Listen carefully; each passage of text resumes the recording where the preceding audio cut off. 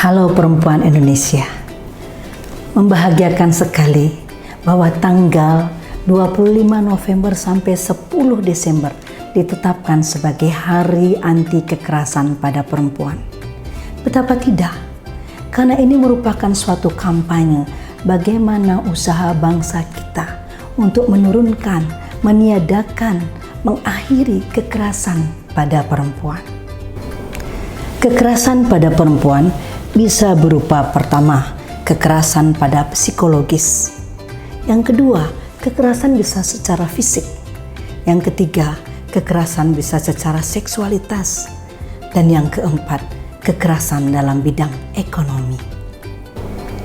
Saya sebagai praktisi kesehatan sangat mengerti bagaimana kekerasan pada perempuan itu berdampak sangat buruk.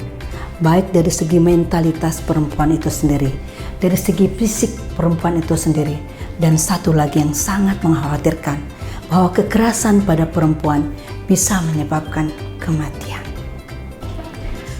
Maka disinilah kita bersama-sama berkolaborasi.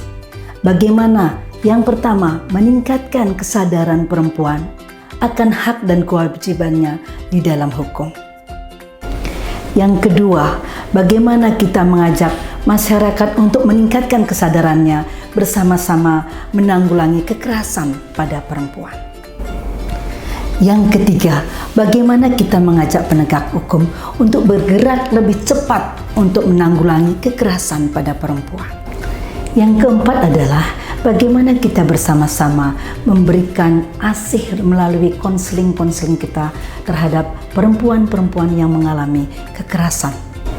Yang kelima, bagaimana kerjasama pemerintah dan penegak hukum untuk mengistimewakan, memperbaharui kembali perlindungan terhadap kekerasan-kekerasan yang terjadi pada perempuan. Yang keenam, bagaimana kami dalam bidang kesehatan bersama-sama bergerak cepat menangani kasus-kasus kekerasan pada perempuan. Dan yang ketujuh, bagaimana media massa, elektronik, dan media cetak membantu memberikan pendidikan, pemberitaan yang lebih memberikan perlindungan terhadap kekerasan-kekerasan yang terjadi pada perempuan. Salam bahagia perempuan Indonesia. Mari kita bersama-sama kampanyekan anti kekerasan pada perempuan.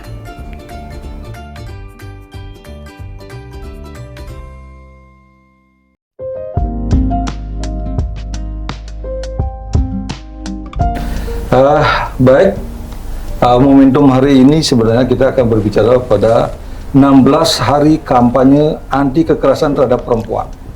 Adapun topik yang diambil pada saat ini adalah terkait dengan berdayakan diri untuk maju bersama menjaga negeri.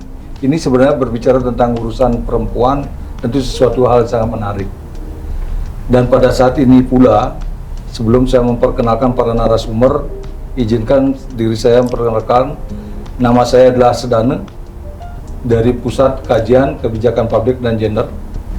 Dan hari ini saya sudah dihadiri oleh 3 narasumber, yang tentu 3 narasumber ini semuanya Sri Kandi yang betul-betul expert terkait dengan masalah perempuan.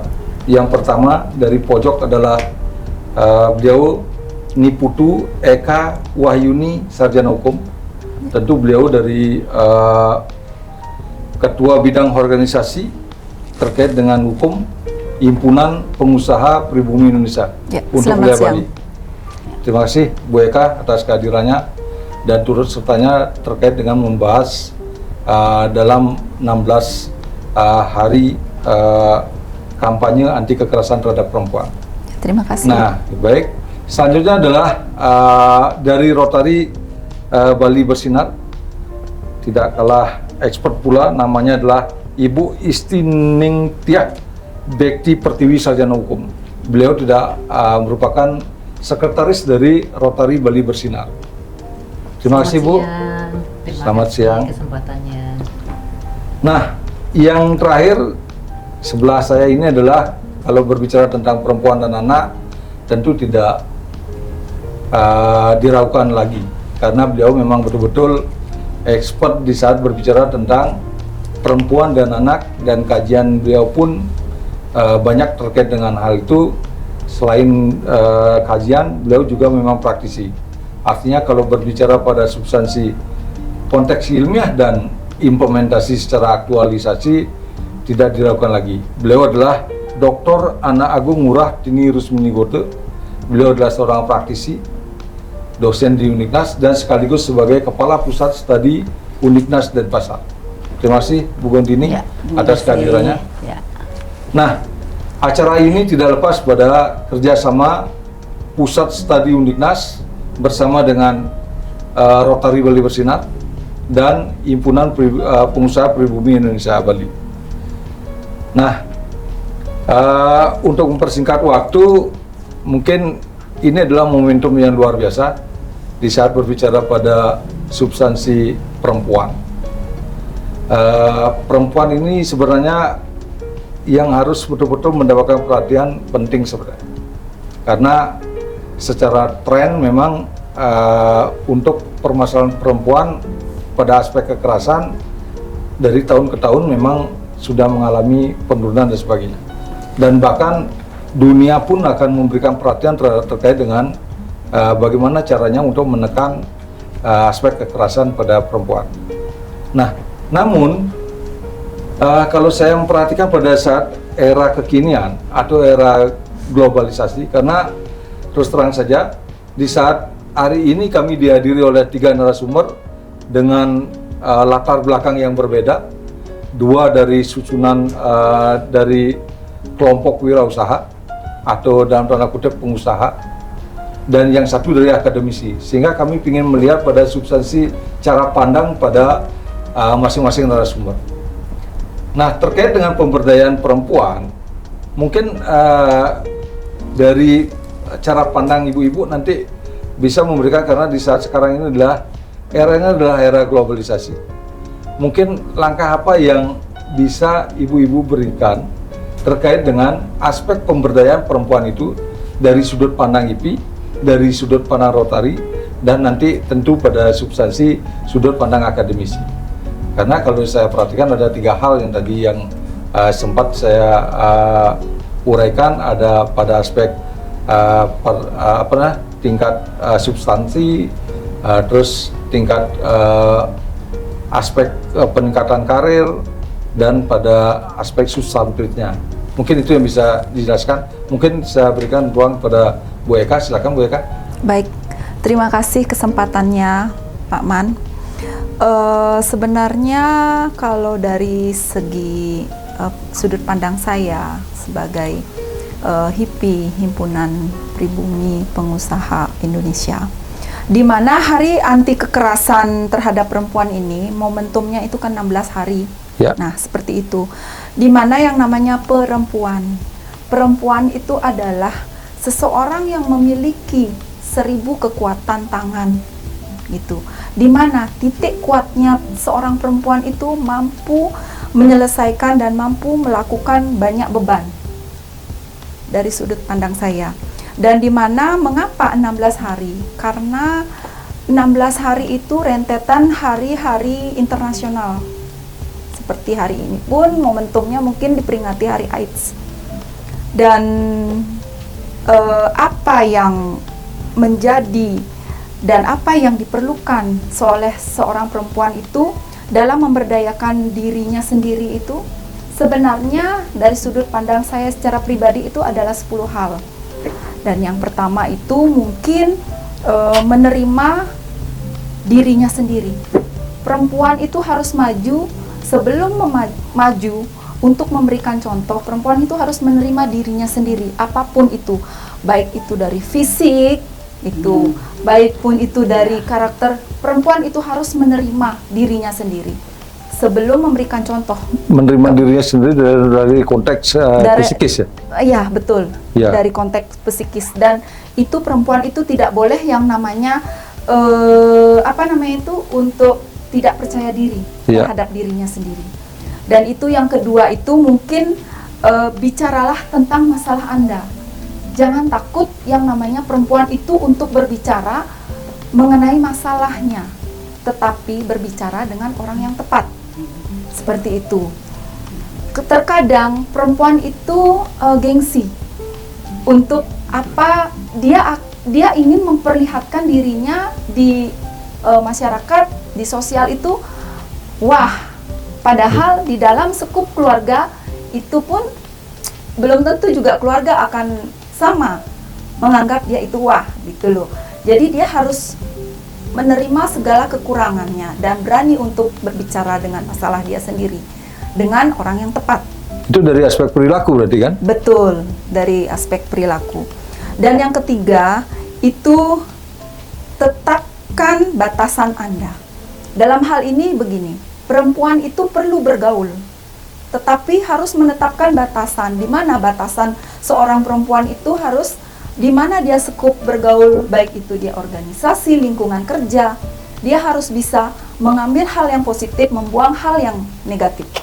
Hal yang positif dia harus bawa ke rumah, hal yang negatif jangan dibawa ke rumah. Seperti begini, di dalam lingkungan kerja mungkin kita beban pekerjaan itu, tugas dan tanggung jawab itu berat, kan begitu. Ketika beban itu, kita tidak boleh membawa itu ke rumah. Seperti itu.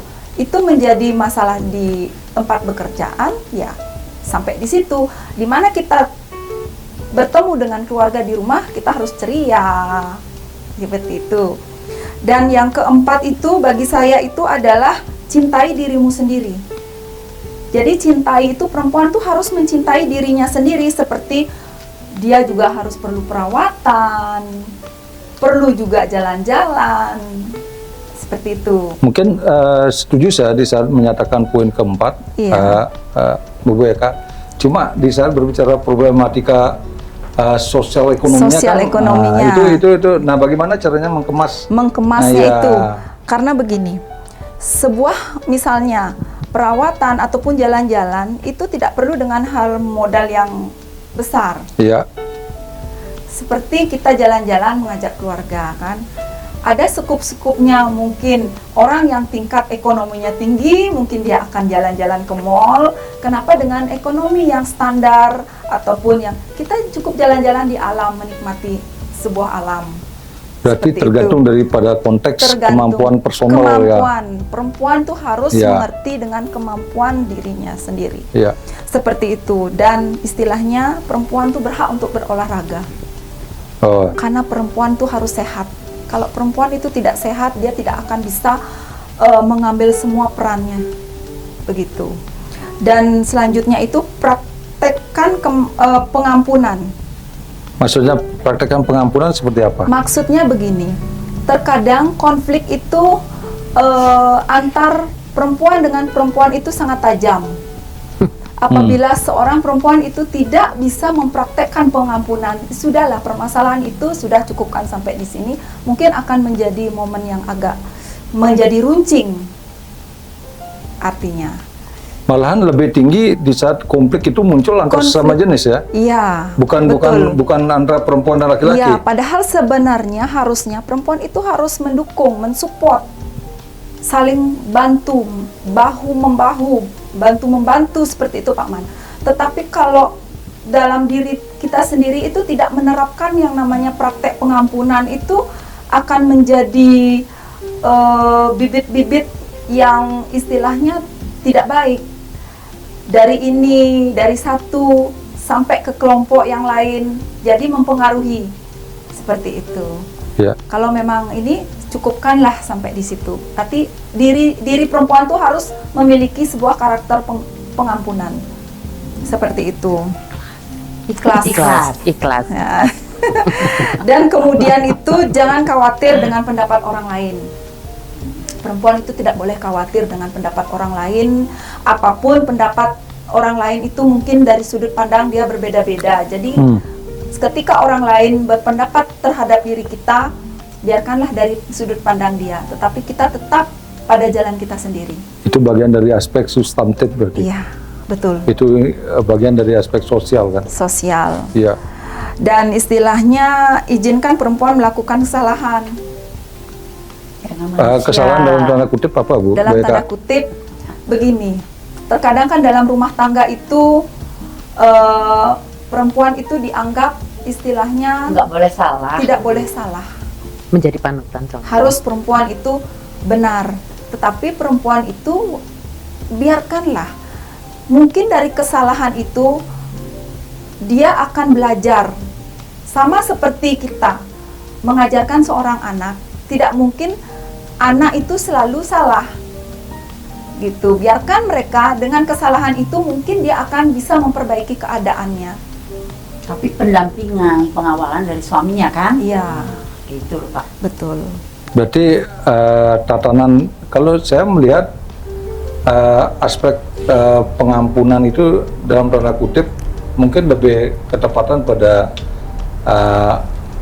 ya tenggang rasa lah, Tenggang saling rasa. memahami lah. Iya, Mulat harus punya sarire gitu. toleransi. Iya, Karena itu sekarang sudah hilang sekali Pak, bahkan memudar.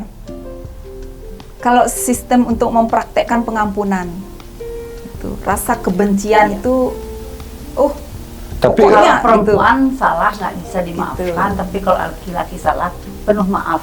tapi kayaknya memang substansi, kalau saya memandang sudut pandang saya itu, kalau memang ini kan di saat pertemuan satu keluarga ini dibentuk oleh dua pertemuan dan dua Laki, sifat yang berbeda, dua sifat karakter yang berbeda. Artinya ada kesepakatan di sana. Betul, gitu loh. betul. Artinya tentu pengampunan ini dalam tanda kutip ya sesuatu hal yang logis menurut saya. Betul. Itulah. Tapi kalau memang ya ini sebenarnya peran kita di saat berbicara pada aspek pemberdayaan. Pemberdayaan. Iya. Ini sebenarnya kalau ini menjadi masalah, ini di poin berapa Bu Eka sebutkan? Praktek pengampunan di poin 6. Ya, di 6 ini tentu ini menjadi problematika. Nanti mungkin saya akan lebih banyak mengulas ini dengan Bu Dini. Iya, Karena ini betul. dari aspek akademisi. Iya. Nanti dari akademisi ini sebenarnya ini momentum gitu. Momentum. Iya, Karena begini, kalau memang betul datanya dengan itu. mempraktekkan pengampunan itu, saya pun di samping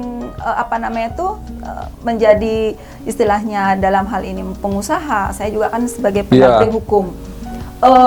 Banyak sekali momentum, bahkan mungkin saya punya narasumber, bahkan mungkin saya punya pendampingan dari klien-klien saya sendiri, dengan istilahnya saya memberikan memberikan masukan praktek pengampunan itu benar-benar hasilnya itu bagus. Tapi Walaupun dalam praktek pengampunan dalam rumah tangga itu pun perempuan itu merasa mendapat tidak keadilan, Pak Man. iya. Gitu. Tapi kalau saya lebih dominan, lebih setuju menyatakan bukan pengampunan lah Bu. Tapi saling memahami itu. Saling Karena memahami. kalau pengampunan itu bahasanya bahasa ekstrim. Bahasa hukum seolah-olah perempuan itu salahnya luar biasa itu. Iya. Itu loh. Perempuan Makanya itu nggak boleh ini salah soalnya. konteks komunikasi ini juga penting itu. Iya. Narasi yang dibangun. Benar. Karena kalau berbicara pengampunan mungkin saya lebih kecenderungannya saya berbicara pada saling memahami di saat adanya suatu kesalahan. Baik itu perempuan maupun siapapun dia. Ya, tapi kenapa saya mengangkat istilahnya mengemas dengan kata seperti itu karena di samping sekarang itu nilai moral, maaf ya, mungkin agama itu sudah turun gitu. Artinya begini, kita pun istilahnya ketika ini orang Bali, dia itu harusnya ya mengutamakan apa yang dalam pernikahan itu, ikatan dua berbeda jenis itu untuk menjadi satu kesatuan, itu terkadang memudarnya itu lebih ke hal-hal yang istilahnya dia moral dia itu udah ke gaya yang ke barat-baratan gitu loh. Artinya itu dibentuk oleh lingkungan. Tapi Iya. saya yakin di saat berbicara internalisasinya yang aman, bagus, pasti itu mampu semua gini. Mampu. Karena tadi Bu, kalau saya dapat sampaikan di poin yang menikmati sesuatu hal Iya. dengan kemampuan personal, itu sesuai dengan kemampuan finansial, dan sebagainya, tentu itu akan berbeda itu. Iya, betul. Itu. Gitu. Mungkin Ada tambahan lagi? iya, poinnya Iya. ada lagi. Poin sebenarnya ini 10. Jadi yang 9 itu lindungi energi Anda. Jadi perempuan itu harus melindungi energinya itu dari hal-hal yang positif. Begitu, mempengaruhi energi itu harus tertanam dalam dirinya itu, yang seperti kembali lagi dengan poin yang sebelumnya itu, di mana kita harus membatasi yang nama bagaimana hal yang negatif itu kita buang, hal yang positif kita serap.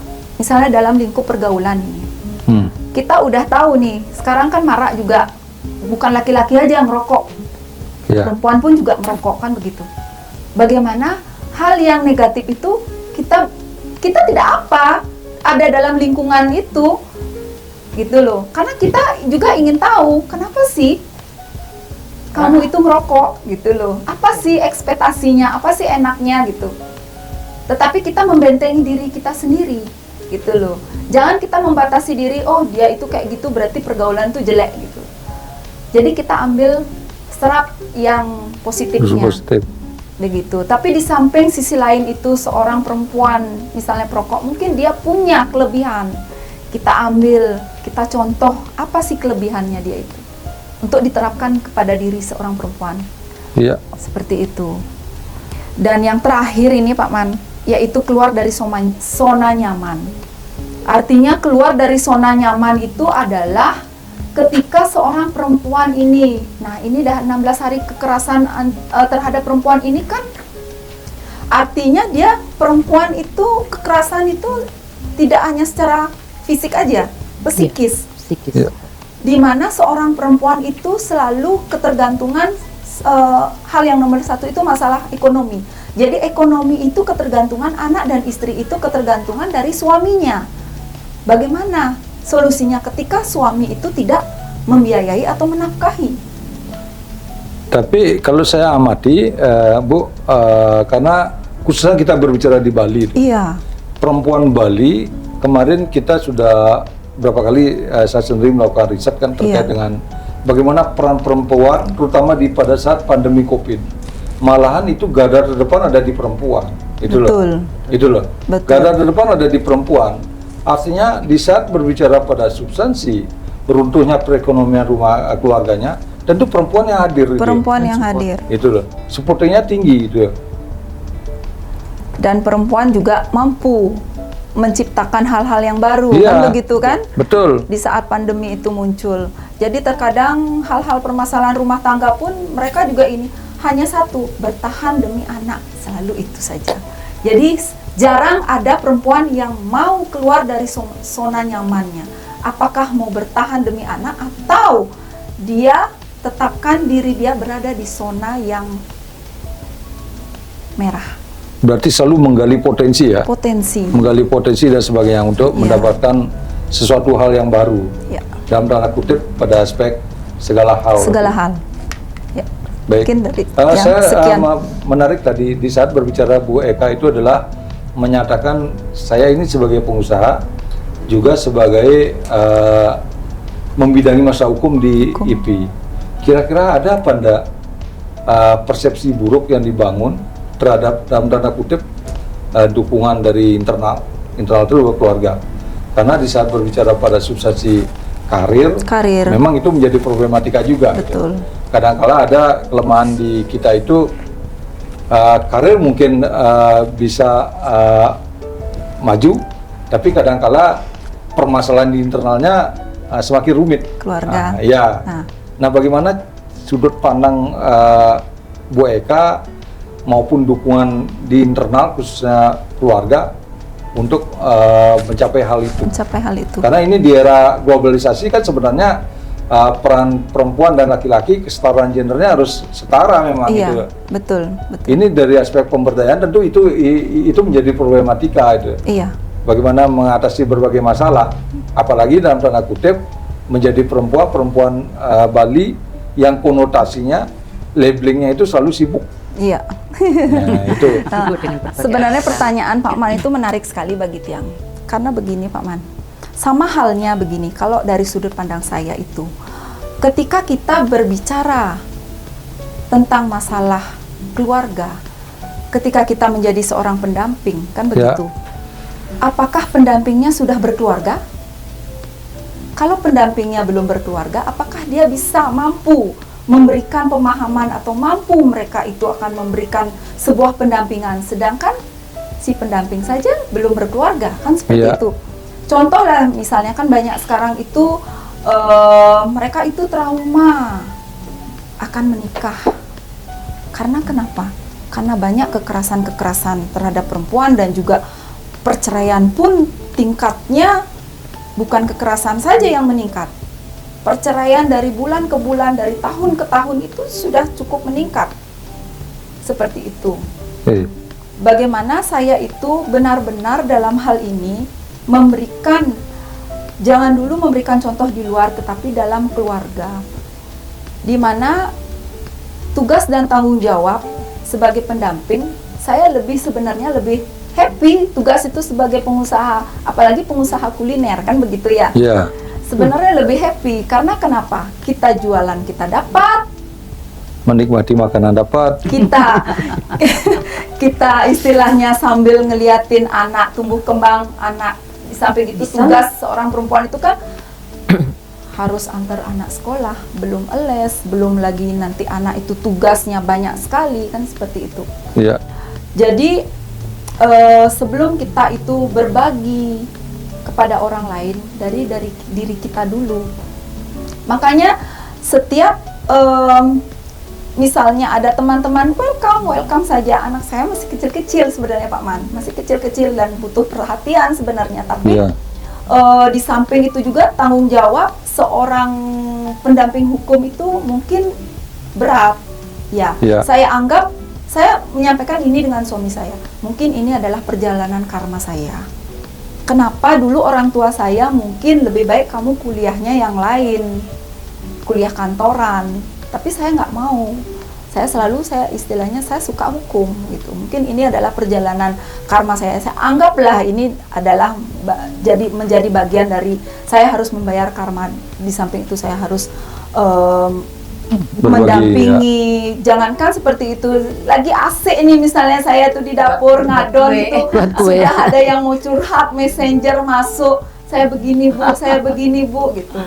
Berarti apakah dengan stresnya itu seperti itu saya harus bawa ke keluarga, saya komunikasi dengan suami itu tidak baik? Nah, itu benar-benar kita disitulah cara kita itu membentengi diri kita sendiri. Bagaimana sih?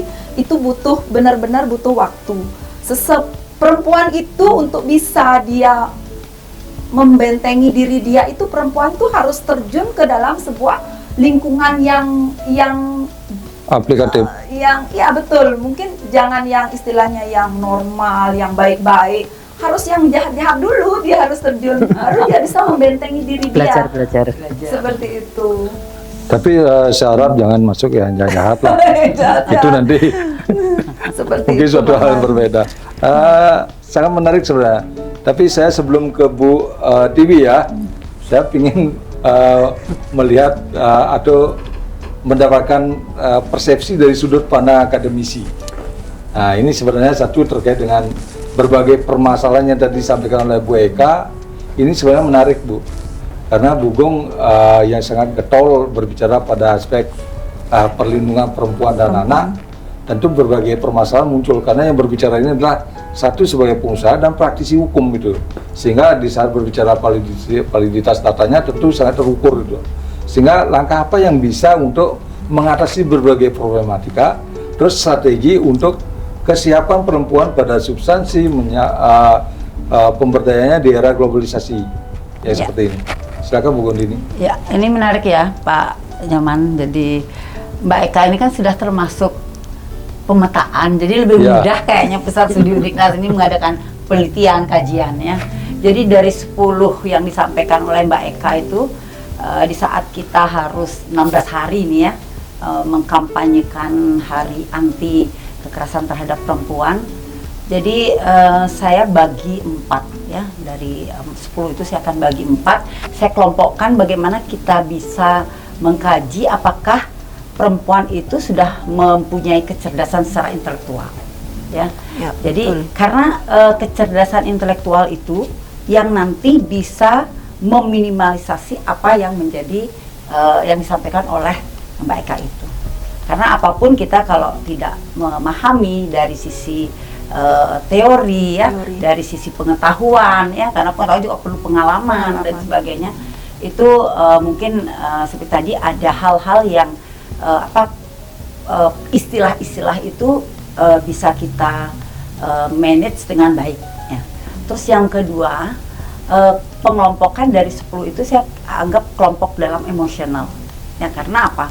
Kadang tadi kita harus keluar dari zona nyaman, itu kita tidak boleh bergaul, tapi kita harus bentengi diri dan sebagainya. Karena ketika kita perempuan itu tidak memiliki kecerdasan emosional, nah di situ akan kita digilas ya. Nah ini banyak sekali angka-angka yang kita dapatkan di dalam laporan data dari kementerian ya, dari lembaga bantuan hukum itu kan kurangnya kecerdasan emosional. Satu, contohnya banyak hal yang seperti tadi disampaikan, justru di saat pandemi itu banyak sekali dorongan perceraian itu justru dari kaum perempuan. Seperti kemarin kami ada diskusi dengan Forum Puspa yang kebetulan juga seorang psikolog, itu juga menyatakan di Kota Denpasar itu hampir 800 perempuan yang sudah masuk di dalam pengadilan. Itu yang tercatat. Yang belum ini kan kayak fenomena gunung es. Karena apa? Saya bilang kita perempuan tuh harus kecerdasan emosional. Yang tadinya dasar dari sebuah perkawinan karena cinta, ya, karena sayang. Ya, 3 bulan, 6 bulan itu datang ke mungkin ke lembaga bantuan hukum itu udah nggak cinta. Gitu. Secepat itu untuk bisa menyatakan bahwa sudah nggak ada kecocokan dan sebagainya. Nah itu kan kalau itu kita tidak berusaha dari sisi akademisi ya membantu bagaimana perempuan itu harus meningkatkan kecerdasan emosional, saya yakin seperti tadi bahwa perempuan nggak boleh salah gitu, ya. Tetapi karena dia tidak memanage dirinya, ya udah begitu nggak boleh salah melawan gitu ya. Padahal apalagi di dunia patriarki sangat sulit sekali kita bisa melawan laki-laki ya, karena laki-laki maha benar gitu ya. Betul. Nah, jadi jangan tersenyum. Nah, yang ketiga pengelompokan itu saya bagi kecerdasan secara spiritual. Nah, tadi kan bagaimana pendekatan ada degradasi moral ya, penurunan penguatan dari sisi agama. Nah, ini spiritual itu bukan harus kita ke dewan-dewan gitu ya, harus setiap hari sembahyang dan sebagainya, tapi nilai-nilai yang memang kepatutan, kepantasan kita sebagai seorang perempuan ya, itu kan menjadi benteng juga bagi perempuan itu.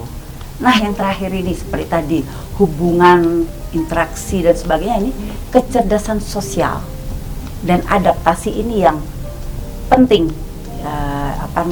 Kita perlu juga buat suatu kajian agar model dari kecerdasan sosial dan adaptasi ini yang seperti apa yang pantas, yang tepat, sesuai dengan posisi diri dari perempuan itu gitu.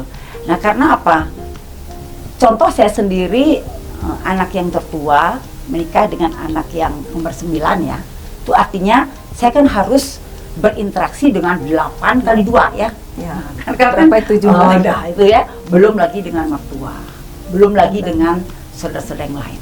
Nah, kalau kita nggak punya kecerdasan sosial, otomatis begitu berbeda dengan ekspektasi kita. Saya akan menikah dengan ini, tadinya disayang dan sebagainya, kita akan selalu bentroknya kepada siapa? Yang terdekat adalah dengan suami. Sedangkan suami yang kita ajak untuk hidup bersama, kenalnya baru berapa tahun sih daripada dia usianya hidup di rumahnya. Kan nggak mungkin kita bisa merubah. Nah, inilah yang harus dimiliki oleh perempuan. Jangan mengubah di luar dari diri kita, tetapi bagaimana kita juga berikan diri kita kecerdasan sosial dan adaptasi. Nah, itu tugasnya Pak Moderator juga, sebagai pusat kajian kebijakan publik dan gender. Mari kita, pemetaan yang diberikan itu luar biasa sekali ya dari Mbak Eka. Jadi 10 itu mungkin itu sebagai indikatornya ya.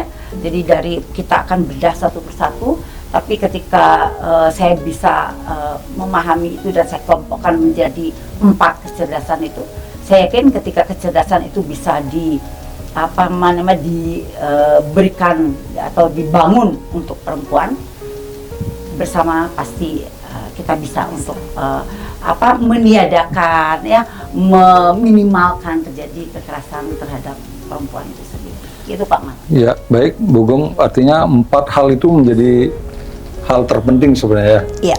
Aspek kecerdasan, 4 kecerdasan tersebut. Tentu ini penting sebenarnya di saat berbicara pada aspek sosialisasi. Karena ini problematika di saat berbicara permasalahan tentu harus ada problem solving gitu. Iya.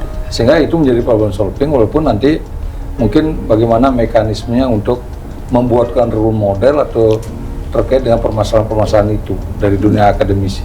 Iya. Nanti Seperti tadi, mungkin, saya ya. menarik dengan Mbak Eka. Mengapa saya katakan itu kecerdasan, bukan kepintaran? Nah, kalau pintar bisa baca kan? Nah, seperti tadi, justru kita harus jatuhkan diri atau kita perkenalkan diri kita dengan yang modal yang jahat-jahat gitu kan. Tetapi kita udah bentengin nih diri. Ya kita pakailah ibarat dari bunga teratai. Dia butuh air, dia butuh lumpur, betul, ya. betul. Tapi ketika dia bersama, dia tidak terkontaminasi karena dia apa?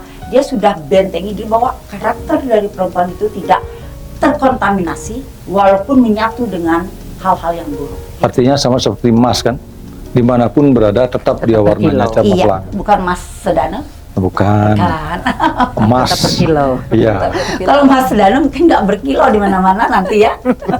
Apalagi akan ketika lurus pasti berkilau. Baik. Iya. Oke. Baik Bu Gong Tini, ya kalau berbicara tentang perempuan jangan diragukan lagi. Tidak ada habis-habisnya. Tidak pernah habis ya. Nanti 3 hari 3 malam ditemenin di ngobrol. apa, perempuan dan anak di dayaku. Iya. Itu mungkin 4 hal yang menjadi perhatian penting di saat berbicara pada substansi era globalisasi saat ini, pemberdayaan pada aspek globalisasi. Mungkin saya ingin melihat atau mendengar statement dari Bu Tiwi terkait dengan, karena ini era globalisasi tentu seperti problematika Bu Eka sampaikan, ini menjadi problematika sehingga ada problem solving. Terus dari sudut pandang akademisi sudah jelas tadi dengan 4 bekal kecerdasan tersebut. Nah mungkin dari Bu Tiwi yang dari Rotary Bali Bersinar mungkin. Ya, kalau dari saya pribadi ya, jadi di saat yang sudah seperti ini, perempuan itu kan sebetulnya unik dan istimewa. Ya. Tetapi untuk bisa menjadi unik dan istimewa itu diperlukan banyak hal, antara lain ya dia harus selesai dengan dirinya sendiri. Selesai dengan dirinya sendiri, dia harus ikhlas dan lain sebagainya. Tapi paling penting menurut saya dalam era seperti ini adalah bagaimana perempuan itu bisa mandiri, Pak. Mandiri. Ya, jadi gimana caranya perempuan itu bisa mandiri dan dia bisa memberdayakan dirinya dari sisi finansial, karena itu penting ya. Iya. Ya. Ya, itu penting sekali. Dia bisa memberdayakan dirinya dari sisi finansial, itu membuat dia pede istilahnya. Selain tentunya kalau secara finansial sudah baik, urusan yang lain-lain itu akan mengikuti. Itu sih kalau dari saya. Dan untuk bisa berdiri sendiri dan dia bisa secara finansial dia bisa melakukan itu, tentunya kalau dari kami nih dari Rotary Club itu ada beberapa yang bisa kami lakukan, karena kami juga ada bisa memberikan pelatihan-pelatihan dan itu menjadi penting buat kami. Dalam hal ini ada yang Berbagi pengetahuan berarti Ibu ya. Ya, berbagi pengetahuan, dan itu menjadi salah satu fokus dari 7 area fokus kami, antara lain salah satunya adalah growing local economy, kemudian penyelesaian konflik itu kan tidak harus konflik dengan negara, konflik dengan keluarga, Konflik dengan diri. ya. Berarti lebih kecenderungan pada kelompok perempuan Bu yang di Ibu tangani selama ini. Ya, growing local economy Kayaknya setiap tahun ada ya, tema yang selalu Ya. ada tema, tetapi ini growing local economy ini adalah salah satu fokus dari 7 fokus area Rotary. Itu tentunya berkesinambungan ya Pak, antara lain ada literasi, perempuan bisa melek, bisa bagus, bisa mengerti apapun yang diajarkan setelah adanya literasi kan tentunya. Dan itu berkesinambungan sehingga ketika semua sudah terlewati dan akhirnya dia berdamai dengan diri sendiri, dia bisa memberikan sesuatu setelah mendapatkan pelatihan itu, otomatis dia akan jadi wanita yang mandiri. Itu penting ya, karena kalau kita sudah merasa diri kita sendiri ini bisa memberikan sesuatu, tentunya dia di dalam keluarga pun akan bisa mandiri. Kurang lebih begitu Pak. Baik, Bu Tiwi, terima kasih terkait dengan satu hal yang tadi telah saya sampaikan, Terus terkait dengan ini sebenarnya berbicara pada substansi tingkat populasi, Bu. Karena berbicara pada Indonesia pada umumnya rasio penduduk kita ini sebenarnya hampir sama antara perempuan dan laki-laki, dan bahkan ada beberapa statement menyatakan lebih banyak perempuan, tapi statistik sih menyampaikan hampir sama ini, Mendekati ya. mendekati. Artinya apa? Di saat berbicara tentang aspek pembangunan, pemberdayaan, pembangunan berkelanjutan bagi dari tatanan daerah sampai nasional pun hampir sama. Nah, sudut pandang Ibu gimana memaknai pada aspek itu? Dan peran serta apa yang bisa Ibu lakukan? Ini karena konteksnya menjaga negeri gitu. Ya. Kalau Negeri diri sendiri. Iya. Negeri. Mulai dari diri sendiri sampai pada tatanan yang bisa Bu ini kan. kalau dari diri sendiri sih berdamai dengan diri sendiri itu paling penting. Oh, Iya. Menyelesaikan masalah domestik. Ya, domestik itu harus selesai Pak, supaya bisa kemana-mana dengan tenang dan nyaman.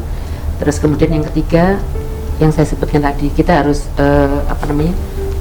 bisa bergerak untuk mendukung finansial kita. Sedangkan kalau untuk negeri, karena kami di Rotary, ini ngomong negeri ya, agak luas kayaknya. Jadi kalau kami di Rotary kan ada 7 fokus area itu, yang kita bisa lakukan adalah kita istilahnya kolaborasi. Iya. Saya ini melihat beliau, karena beliau kolaborasi harga mati, saya jadi ikut-ikutan Pak. Nah kami di situ melihat kita bisa bergerak bila memang ada kolaborasi dengan berbagai institusi, terutama dalam hal ini terima kasih sudah didukung oleh Pusat Studi Undiknas. sama-sama. Ya, jadi kita bisa bergerak bersama-sama dengan itu juga ya. Iya. Jadi itu kita akan bisa memberikan pelatihan-pelatihan, dan tentunya kita juga selain memberikan pelatihan, kita juga memberikan cara Pak. Jadi istilah beliau lagi nih, karena saya nih pang pada payu, betul belum ya? Jadi kalau ada acara ya datanglah, jangan cuma sana aja yang datang ke sini. Saling mensupport, saling mendukung, karena dengan begitu selain memberikan semangat juga bila sesuatu itu berhasil, senang ya. Gitu. Jadi akan mendapatkan hasil buat semuanya, tidak hanya Rotary saja, tapi Pusat Studi Undiknas juga dan kita bisa bekerja sama. Jadi istilahnya mari kita melakukan hal-hal yang kecil dengan berbanyak orang supaya menjadi besar.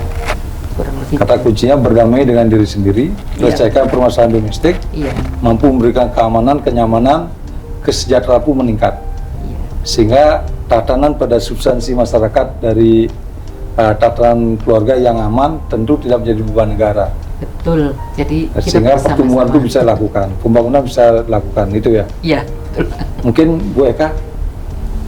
Kalau dari sudut pandang saya ya mungkin antara pengusaha dengan hukum kan begitu ya.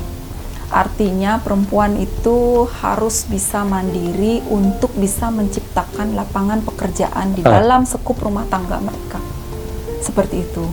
Itu bagian dari pemberdayaan ya? Pembagian dari pemberdayaan.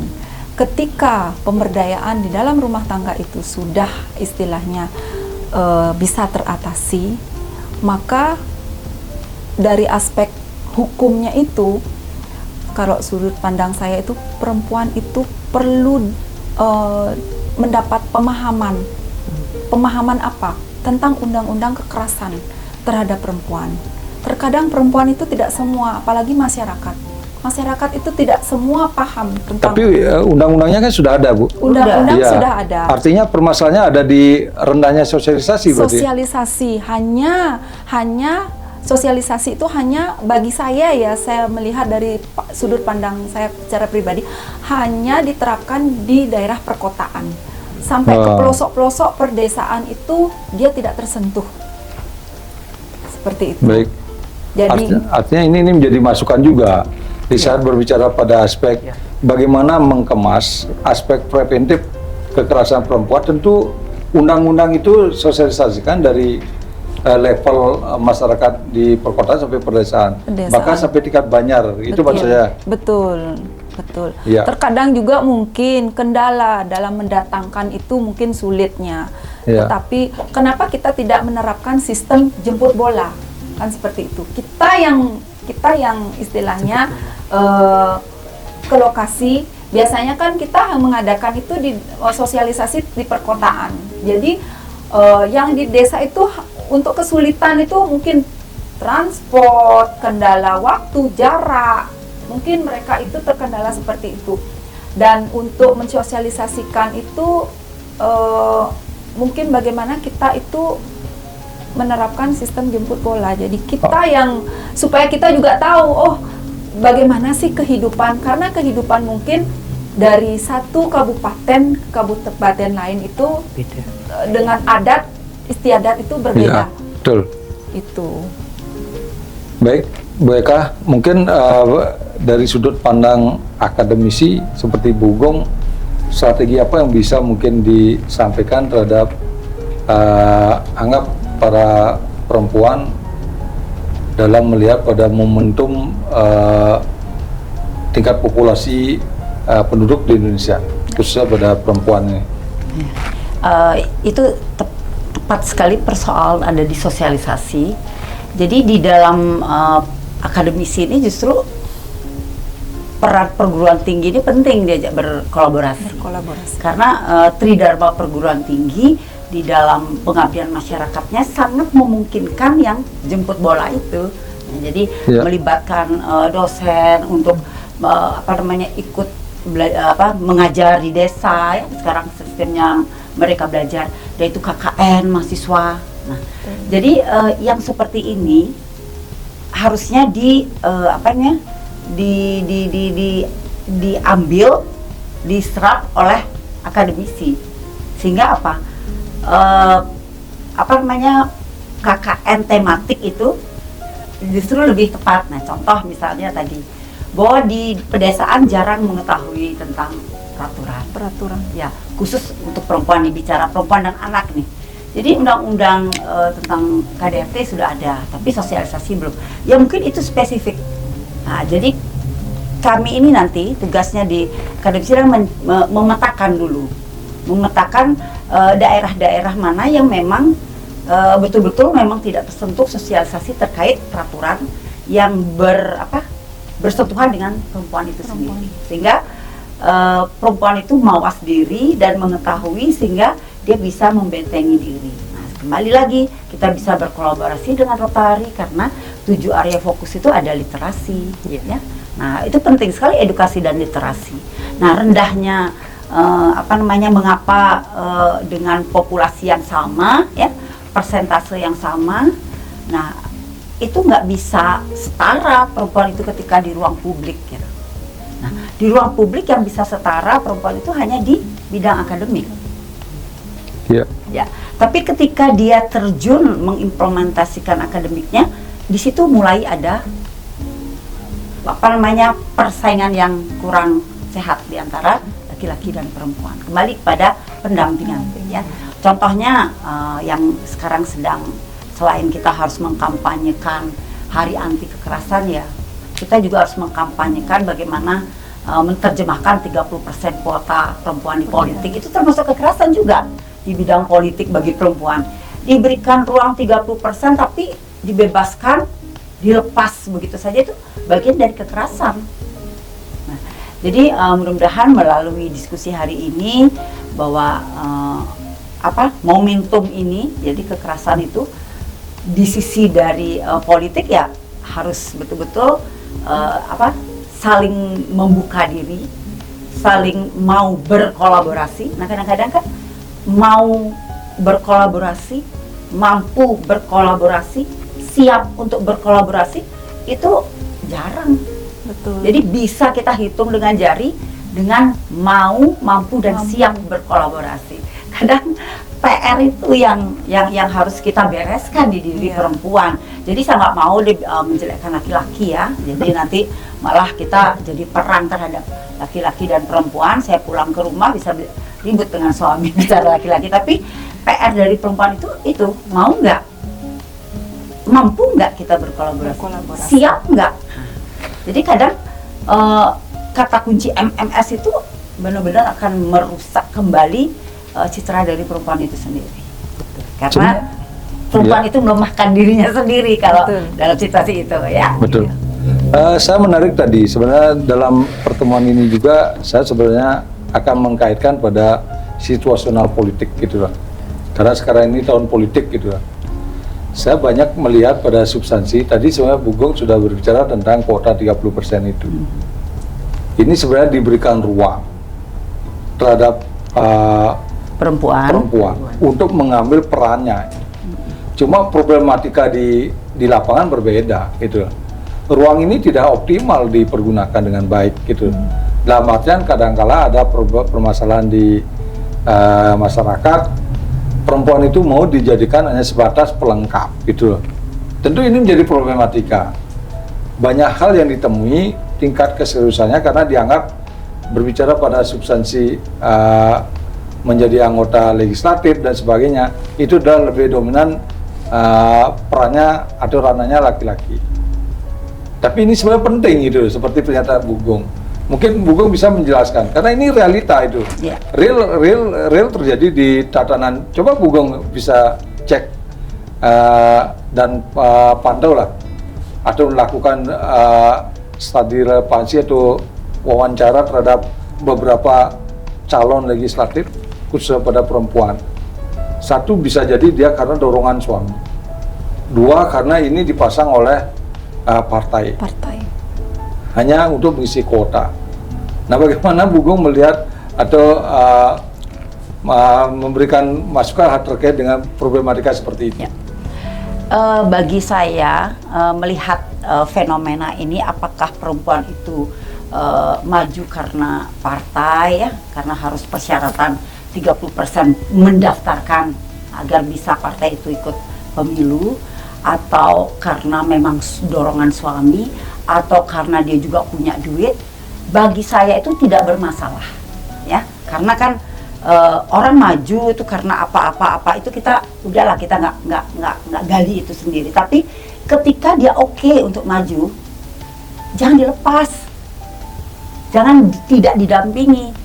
Jadi seperti tadi, kalau anak-anak tidak didampingi, nggak mungkin akan menjadi ya. Jadi anak yang baru lahir tuh nggak mungkin langsung bicara. Ya, nah, karena start dari perempuan ini diberikan ruang 30% itu kan 2019. Iya. Ya.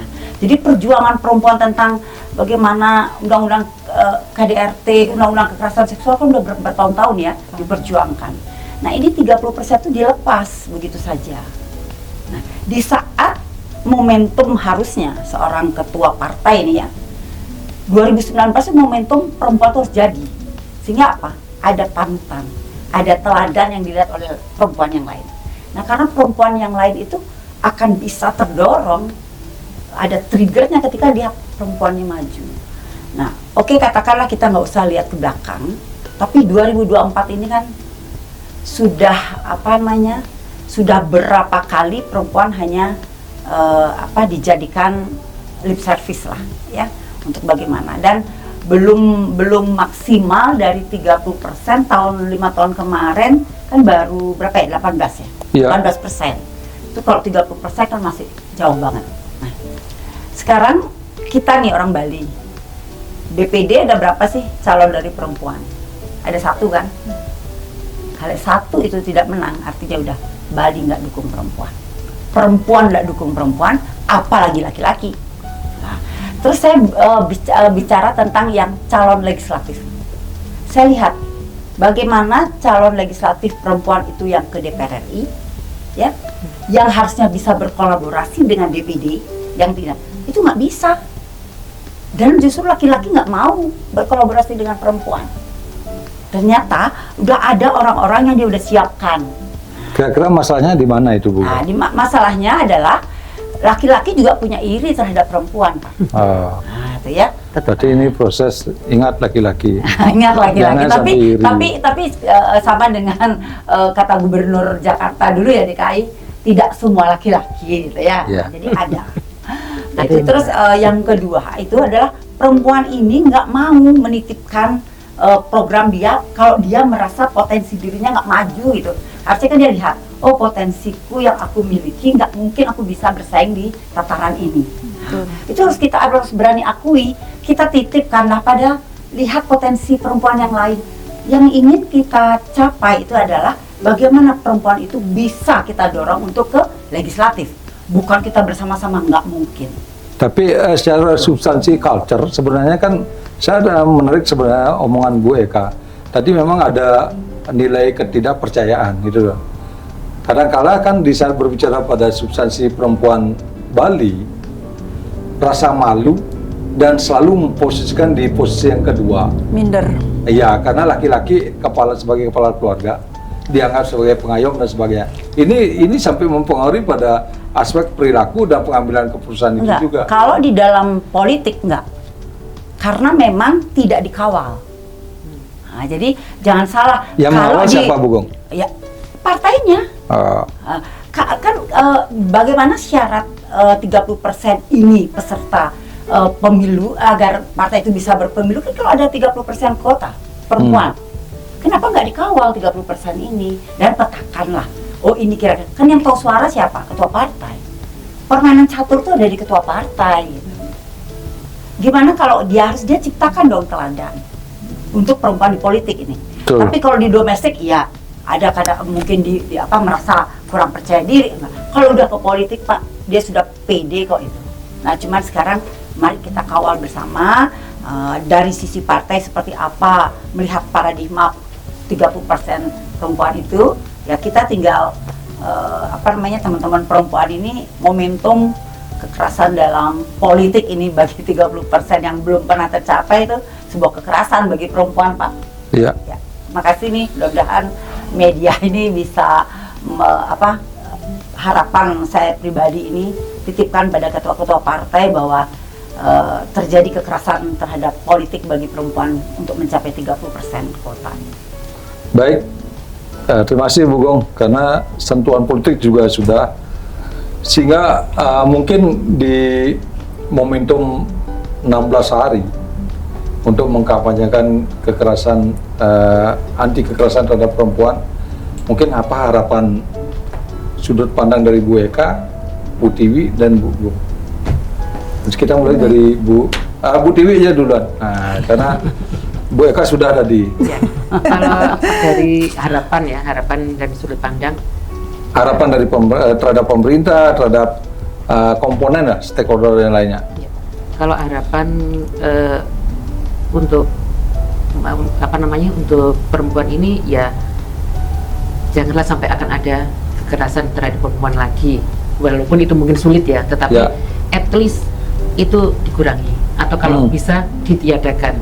Ya, jadi untuk bisa ke situ apa saja arahannya, ya yang tadi sudah saya sebutkan, secara finansial perempuan tuh harus bisa maju dan dia bisa bergerak sendiri ya, sehingga dengan dia mampu secara finansial itu juga dia bisa menjadi dirinya sendiri dan lebih pede ya, dalam artian kalau di politik kan sudah pasti pede karena kalau orang masuk politik tuh pasti sudah dengan begitu banyak bekal yang ada di belakangnya, kendaraannya apa kan gitu Pak ya. Jadi sudah punya kendaraan apa ini, kendaraannya itu apa, organisasi yang diikuti siapa seandainya.